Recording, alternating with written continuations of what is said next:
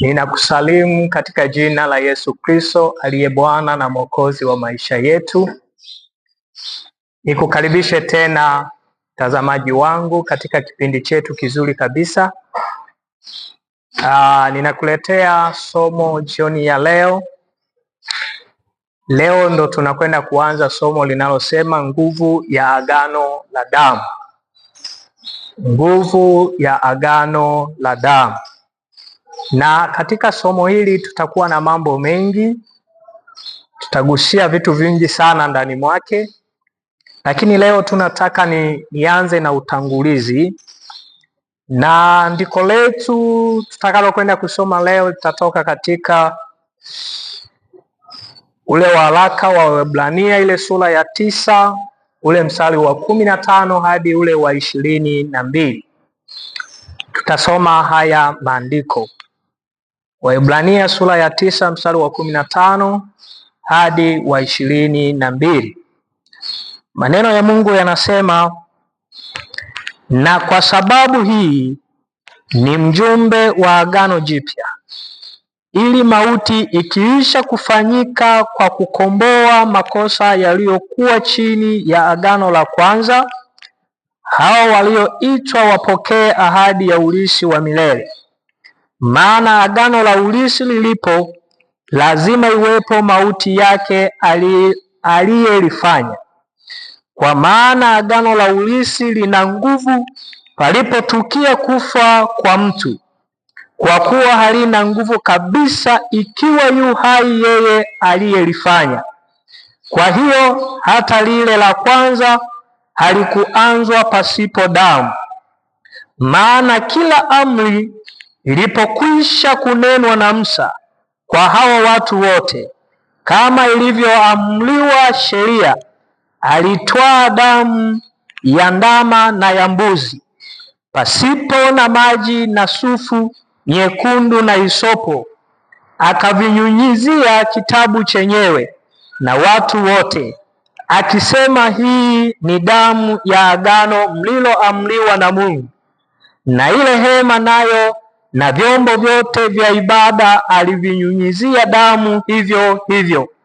Na katika Torati karibu vitu vyote husafishwa kwa damu, na pasipo kumwaga damu hakuna ondoleo. Tuombe. Baba, katika jina la Yesu Kristo, ninakushukuru, ninakutukuza kwa ajili ya muda huu. Asante kwa ajili ya ndugu huyu mtazamaji anayeendelea kutazama sasa. E Bwana, ninaomba neema yako, Roho wa Bwana ukawe pamoja nasi tena. Sema nasi, tufundishe, tuelekeze e Bwana. Nami najiweka mikononi mwako kwa utukufu wa jina la Yesu, nikiomba na kushukuru. Amen. Kama nilivyosema, leo tunakwenda kujifunza somo linalosema nguvu ya agano la damu. Nguvu ya agano la damu. Ni wiki 2 zilipita tuligusia kidogo kwa habari ya agano. Naomba niyarudie mambo machache kwenye kipengele hicho, halafu tuweze kuendelea. Agano ni mkataba. Tafsiri ya kawaida kabisa ya agano ni nini?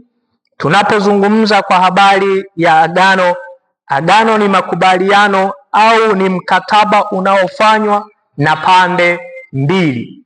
Agano ni makubaliano au ni mkataba unaofanywa na pande mbili. Sasa kwa kuwa agano hili tunalozungumza ni agano ambalo ndani mwake lina nguvu, na kwa sababu tumesema agano hili ni agano lenye nguvu ya damu, kwa maana hiyo yako maagano yanayosimama pasipo damu, lakini agano linalohusika na damu ni agano ambalo linakuwa hai, linakuwa na uhalali wa kufuatilia jambo, linakuwa na uhalali wa kudai jambo.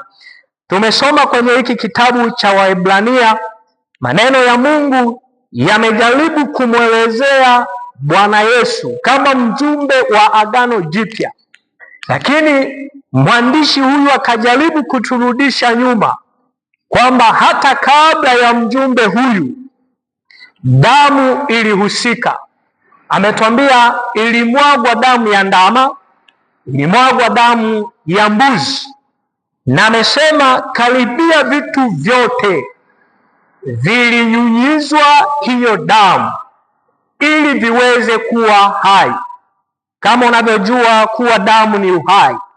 Kwa hiyo tunapozungumza kwa habari ya nguvu ya agano la damu, yako maagano ya aina mbili. Yako maagano ya aina mbili. Lipo agano lisilo la hiari na lipo agano lililo la hiari. Sasa hebu tuguse angalau kwa uchache katika maagano haya mawili, kwamba agano lililo la hiari linakuwa ni agano la namna gani, na mtu linaweza likamfunga kwa namna ipi, lakini pia agano la hiari nalo linakuwa ni la namna gani, na mtu linaweza likamfunga kwa namna ipi. Katika maagano haya, maagano yote haya mawili yanamhusu mwanadamu. Kumbuka nimesema agano ni mkataba au ni makubaliano yanayofanywa na pande mbili. Kwa hiyo maagano yote haya mawili, agano la hiari na agano lisilo la hiari, mhusika wa kwanza ambaye anahusika moja kwa moja ni mwanadamu, lakini mhusika wa pili hapa sasa, wahusika wanagawanyika. Mungu anaweza akawa mhusika wa agano hili, akaingia agano kati yake yeye na mwanadamu, lakini pia shetani anaweza akawa mhusika wa agano hili, akaingia yeye pamoja na mwanadamu. Lakini kwa nini agano hili tunahusisha kwa habari ya damu? Kama unavyojua ndugu mtazamaji wangu, Yesu alikuja, na alivyokuja kufanya ukombozi, damu yake ilimwagwa msalabani, na hii damu ndio imekuwa damu ya agano jipya. Na Yesu aliwaambia wanafunzi wake katika usiku ule, kabla hajakamatwa kwa ajili ya yale mateso ambayo Yesu mwenyewe aliyasema kabla ya mambo yote kutokea, ya kwamba imempasa kuteswa, imempaswa kusulubiwa, imempaswa kuuawa na imempaswa kufufuka siku ya tatu. Kwa hiyo unaweza ukajiuliza, kulikuwa na ulazima gani wa Mungu kumtoa Yesu ili aje afe? Kama Mungu muumbaji angeliweza kutamka tu kwa habari ya ukombozi kwa ajili ya mwanadamu, lakini kwa nini inamgharimu mpaka anaamua kumtoa mwanaye wa pekee, na si tu kumtoa bali kukubali apitie hayo mateso na amwage damu yake, na hiyo damu ndo ifanyike kuwa ukombozi kwa ajili ya mwanadamu? Twende taratibu tu, utanielewa. Sasa naomba nikukumbushe kitu sasa kwenye hili eneo, kwamba kwenye kila linaloitwa agano linalofuatilia, kila agano linalofuatilia, ili hilo agano liwe hai, linahitaji mambo yafuatayo. Jambo la kwanza, ili agano liwe hai linahitaji damu. Ili agano liwe hai linahitaji damu. Sasa mahali hapa inawezekana ikawa ni agano kwa upande wa Mungu, agano ambalo litakuwa hai na litafuatilia, iwe ni maisha ya mtu mmoja, iwe ni maisha ya kikundi, iwe ni maisha ya familia, iwe ni maisha ya kiukoo, iwe ni maisha ya kitaifa. Ni lazima hilo agano lihusike na damu. Lakini pia agano hili ili liwe hai ni lazima lihusike na sadaka. Lakini pia jambo la tatu, ili agano hili liwe hai ni lazima lihusike na maneno, yale matamko, ukiri ule. Vitu vitatu hivi ndivyo vinatengeneza nguvu ya agano, iwe upande wa kwa Mungu au iwe upande wa Shetani. Na ndiyo maana sasa, kwa upande wa Shetani, wako watu wanaenda kuingia au kuingizwa kwenye maagano mbalimbali katika ufalme wa giza. Wakati mwingine tumeona au tumeshuhudia, inawezekana hata wewe mwenyewe ulishawahi kwenda, umeenda kwa mganga, umefika kwa mganga na yule mganga amekupa mambo ya kufanya, na mambo mojawapo aliyokupa amekwambia, nenda kalete kuku au nenda kalete mbuzi au nenda kalete kondoo au nenda kalete chochote kile ambacho ni mnyama, atakwambia nenda kalete. Sasa ukishampeleka huyo mnyama, anachokwenda kukifanya, yule mnyama anaenda kuchinjwa, na akishachinjwa inachukuliwa ile damu. Ile damu ndo inafanyiwa muunganiko kati yako wewe na madhabahu, ambapo sasa mahali hapo pametengenezwa, pamekuwa mahali pa madhabahu, panafanyika mahali pa madhabahu ili kukuunganisha wewe na kulifanya lile agano liwe hai kupitia ile damu ambayo imemwagwa mahali pale. Na ndiyo maana hata kwa habari ya mila na desturi za makabila mbalimbali, za familia mbalimbali, za ukoo mbalimbali, huwa wanafanya matambiko. Utashangaa wakiwa katika ule wakati wa kufanya tambiko, utashangaa wakasema tunahitaji kufanya tambiko, watasema tuchangie mchango, watafanya ule mchango, watasema tunahitaji kununua mbuzi. Na wakati mwingine unaweza ukashangaa yule mbuzi ana maelekezo maalum kwamba hautui mbuzi wa aina yoyote. Wengine utashangaa wataambiwa anahitajika mbuzi mweusi au anahitajika mbuzi wa rangi fulani. Atakapochukuliwa akipelekwa, kitakachofanyika, yule mbuzi atachinjwa, na akishachinjwa ile damu wataikinga, wataweka kwenye chombo, halafu wataenda nayo mpaka mahali fulani kwenye madhabahu. Wengine madhabahu zao zinakuwa ni makaburi, wataenda kwenye kaburi, watamwaga ile damu mahali pale. Sasa ile damu inafanyika kuwa agano juu ya maisha ya watu wale. Sasa katika ulimwengu wa roho, hii damu inazungumza.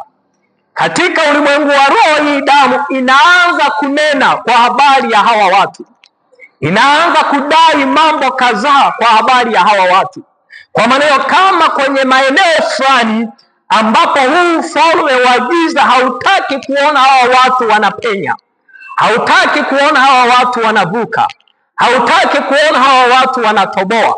Sasa ile damu inasimama, inaanza kuweka mipaka juu ya hayo maeneo. Inawezekana ni kwenye eneo la kiuchumi, inawezekana ni kwenye eneo la kifamilia, inawezekana ni kwenye eneo la uzao, inawezekana ni kwenye eneo la kibiashara na maeneo mengine mengi. Kwa hiyo unakuta jambo hili linakuwa hai katika ulimwengu wa roho. Kwa hiyo unakuta jambo limefanyika katika hali ya kimwili, lakini utendaji wa hilo jambo unaenda kufanyika katika ulimwengu wa roho. Kwa hiyo unashangaa sasa, jambo hili mtu aliyelifanya anakuta amefanya yeye, lakini ameingiza uzao wake wote, ameingiza ukoo wake wote. Kwa hiyo kila anayezaliwa kwenye ule ukoo tayari kuna hati miliki katika ulimwengu wa roho. ambayo ufalme wa giza umekwisha kusimama, umekwisha kuweka agano, ambalo hilo agano limefanywa kuwa hai katika hayo mambo matatu niliyokutajia, kwa habari ya ile damu iliyomwagwa, kwa habari ya ile sadaka iliyotolewa, kwa habari ya yale maneno yaliyotamkwa wakati wanafanya ile taratibu ya yale matambiko.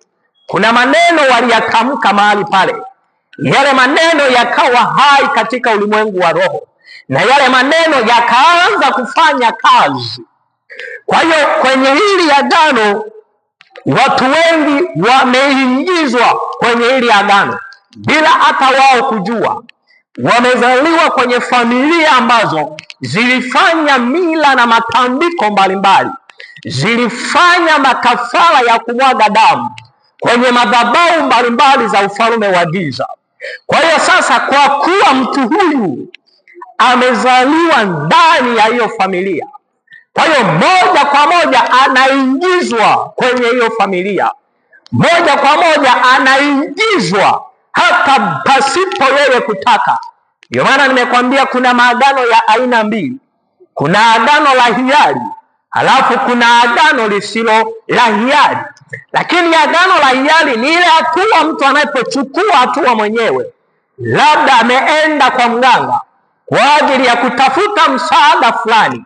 Anapofika mambo haya yanapotokea, moja kwa moja anakuwa ameungamanishwa kwenye ile madhabahu ya ufalme wa giza, anakuwa ameingizwa tayari kwenye ule ufalme wa giza kimkakati au kimpango ambao unahusika na agano.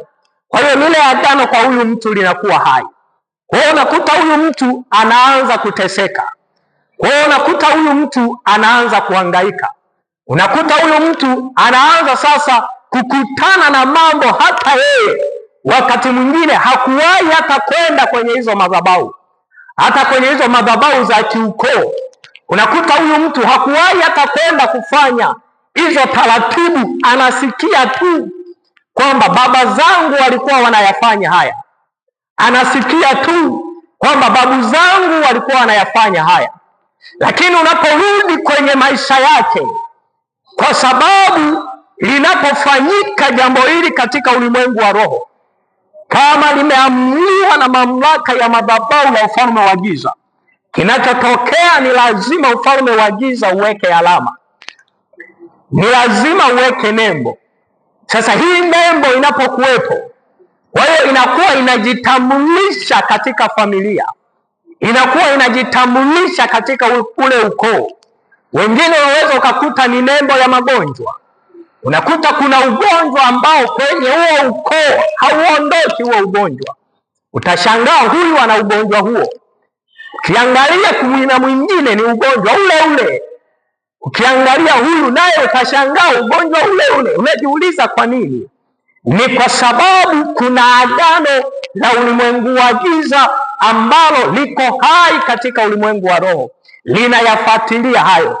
Na kwa sababu hiyo, kwa kuwa lilifanyika kwa damu zilizomwagwa, zile damu zilifanya ile agano kuwa hai.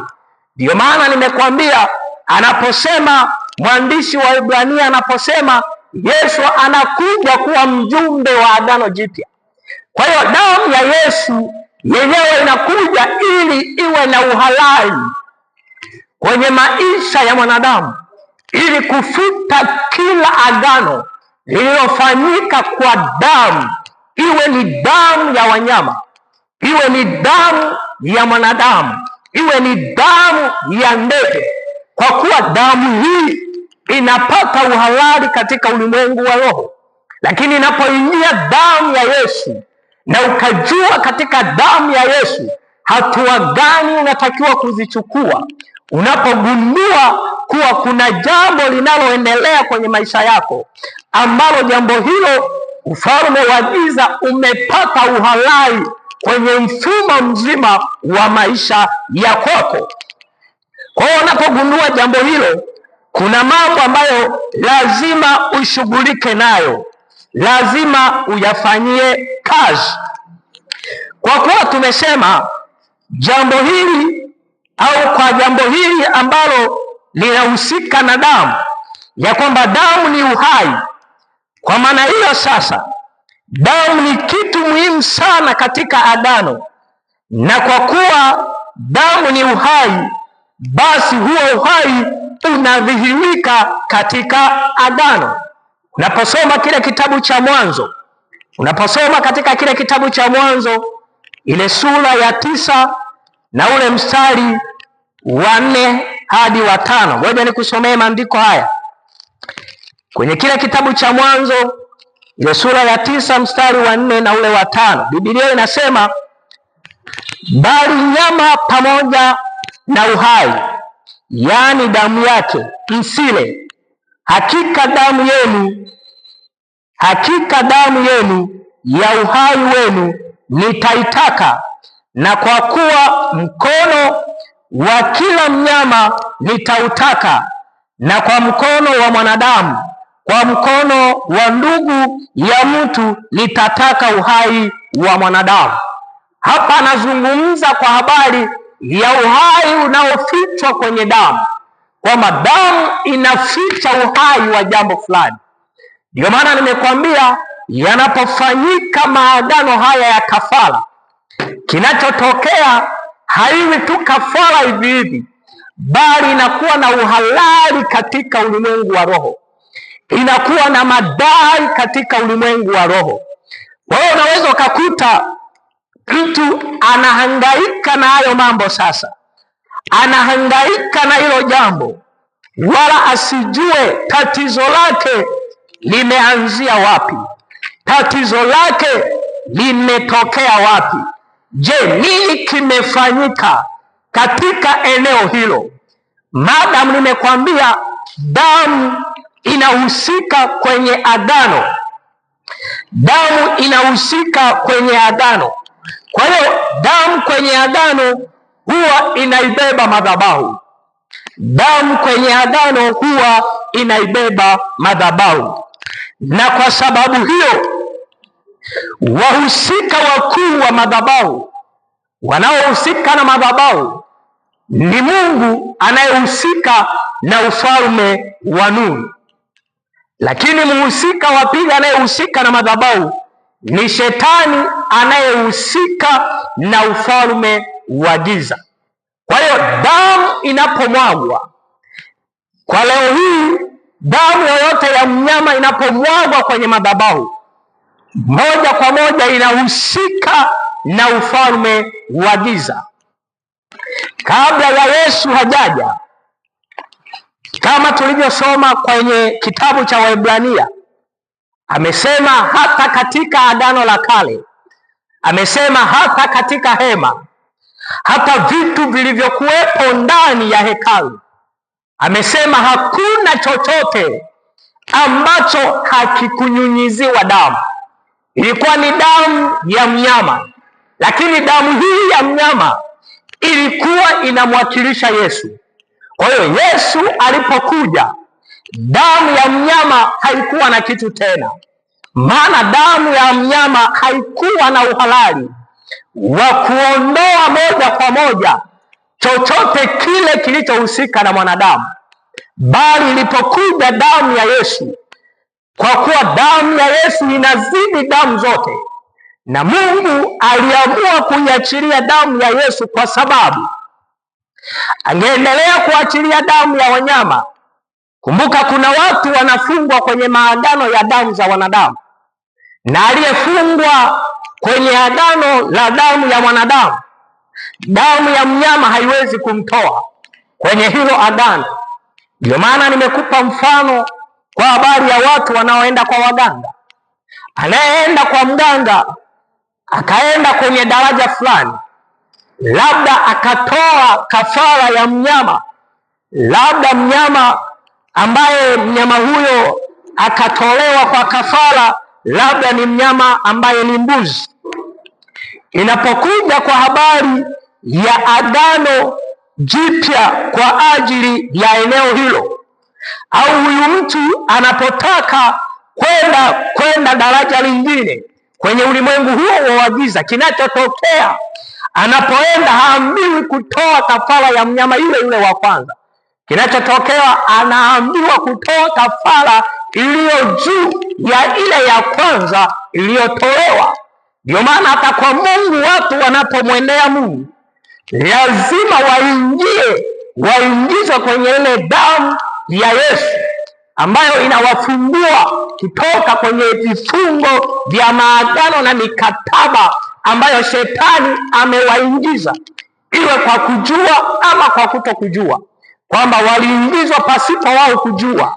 Kwa hiyo inapotokea damu ya Yesu, mtu anapoikiri damu ya Yesu, mtu anapomkubali Yesu kama Bwana na Mwokozi wa maisha yake, na akajua kanuni za kimungu za kufanya ili kufungua ulimwengu wa kiroho, ili kufungua maagano ambayo shetani alimuingiza, au maagano ambayo yeye mwenyewe aliingia kabla hajaijua neema ya Mungu kwenye maisha yake. Anapogundua sasa, akajua damu ya Yesu ikisimama ina mamlaka ya kuvunja maagano yote, akajua matamko anayoyaachilia yana nguvu katika ulimwengu wa roho ya kubadilisha chochote ambacho adui alikisimamisha na alikifanya kuwa kizuizo juu ya huyu mtu. Anapojua hivyo, kinachotokea, vifungo vyote vinaondoka. Kinachotokea, vifungo vyote vinaachia. Kwa hiyo ndugu mtazamaji wangu, nataka nimalizie kipengele hiki kwamba kwenye maisha ya mwanadamu, haijalishi agano gani ambalo shetani amekufunga nalo, haijalishi ni mpaka gani ambao shetani ameuachilia kwako, lakini habari njema ni kuwa tumepewa damu ya Yesu inayozidi damu zote.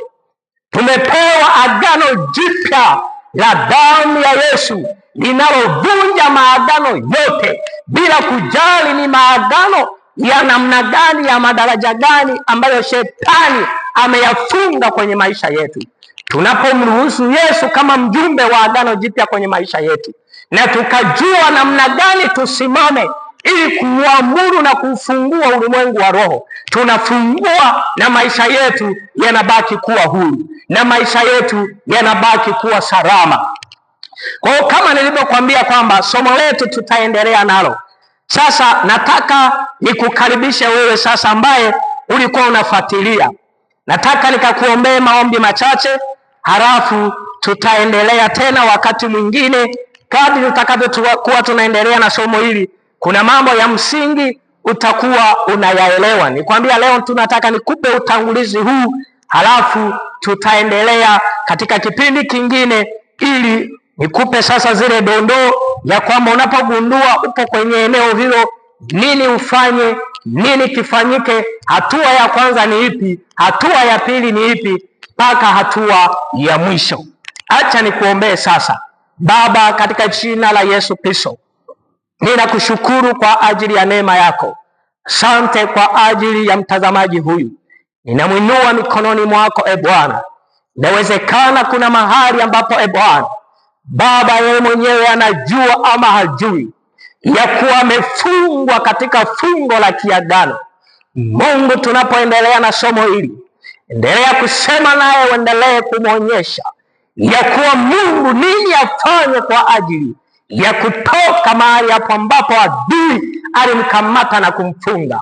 Ninamwombea neema yako sasa, Mungu ukamsaidie, na ikiwa nayo changamoto ya aina yoyote, Mungu, ninasimama kinyume na kila vikwazo na kila vizuizi. Bwana, aliye mgonjwa ukamponye katika jina la Yesu. Ninatamka neema yako juu yake, akabarikiwe na akapokee ushindi na uzima kama Mungu ishivyo, na ikawe hivyo kwa utukufu wa jina lako. Baba, ninakushukuru. Pokea heshima na utukufu katika jina la Yesu nikiomba na kushukuru. Amen. Mungu akubariki sana. Tukutane katika kipindi kijacho.